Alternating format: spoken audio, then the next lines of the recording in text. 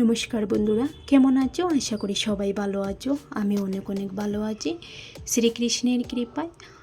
আজকে আমি করব চাটনি, কারি পাতার চাটনি করব।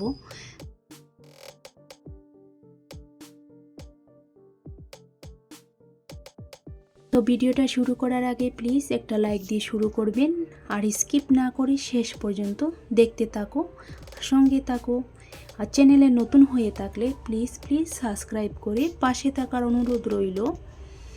এখানে নিয়েছি আমি চকুয়া রসুন, 4টে কাঁচা লঙ্কা, ছোলার ডাল, বাদাম, শুকনো লঙ্কা, একটুখানি তেঁতুল নিয়েছি। এখানে বেশ কিছুটা নিয়েছি কারি পাতা। বাদামগুলো আগে থেকে আমি বেজে রেখে দিয়েছিলাম। এদিকে কড়াইটা বসিয়ে দিলাম, দিয়ে দিচ্ছি 1 চামচ সরিষার তেল। এখানে খুব বেশি তেল ব্যবহার করা যাবে না। তো তেলটা গরম হয়ে এসেছে, এখন আমি রসুনগুলো দিয়ে দিচ্ছি। রসুনগুলো আমি লালচে করে ভেজে নেব।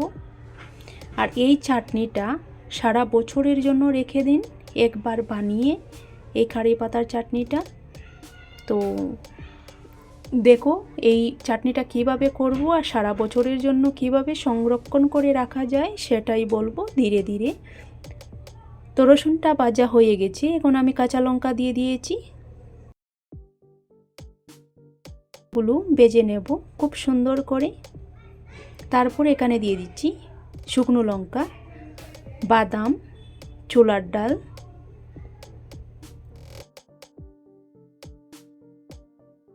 আমি লালচে করে ভেজে নেব।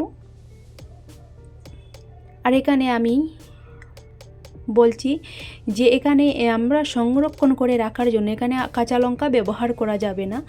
তো এই মুহূর্তে আমার কাছে শুকনো লঙ্কা খুব বেশি ছিল না, তার জন্য এখানে আমি কাঁচা লঙ্কাটা ব্যবহার করেছি।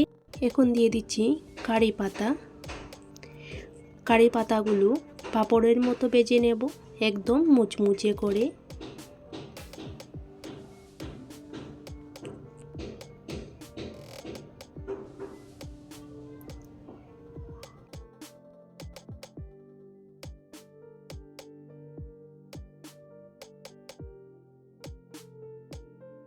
মুচে হয়ে এসেছে।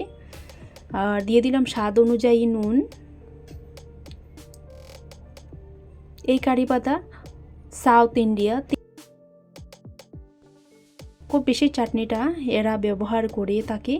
তারপরে একটুখানি দিয়ে দিলাম ধনে পাউডার।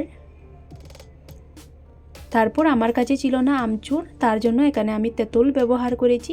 এখানে আপনারা আমচুর ব্যবহার করতে পারেন, তাহলে আরও বেশি ভালো লাগবে খেতে। তো আমার কাছে এই মুহূর্তে ছিল না বলে আমি তেঁতুল দিয়ে দিলাম।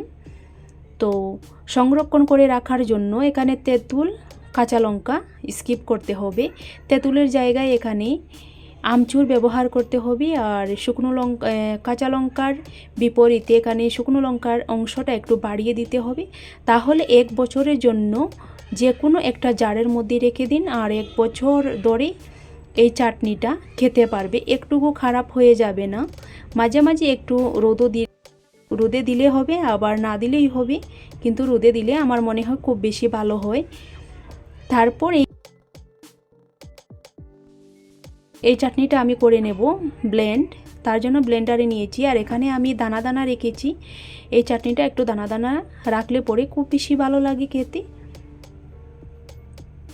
দেখো কি সুন্দর হয়েছে চাটনি। আর আমি এখানে খুব বেশি করিনি, এই যে খুব তাড়াতাড়ি শেষ হয়ে যাবে, 2 দিন খেলেই শেষ হয়ে যাবে।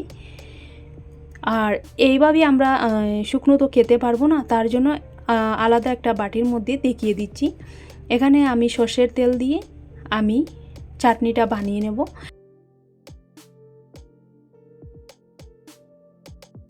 আপনাদের খেতে মন চাইবে একটু সর্ষের তেলের কাঁচা গন্ধটা যদি ভালো না লাগে, তাহলে সর্ষের তেলটা একটু গরম করে এই চাটনিটার মধ্যে দিয়ে দিতে পারো। ডাল বা রুটির সাথে এই চাটনিটা পরিবেশন করে নিন, তাহলে দেখবে খুব বেশি ভালো লাগবে। এত বেশি মজার এই চাটনি একবার হলে ট্রাই করে দেখবেন, আর সারা বছরের জন্য রেখে দিন।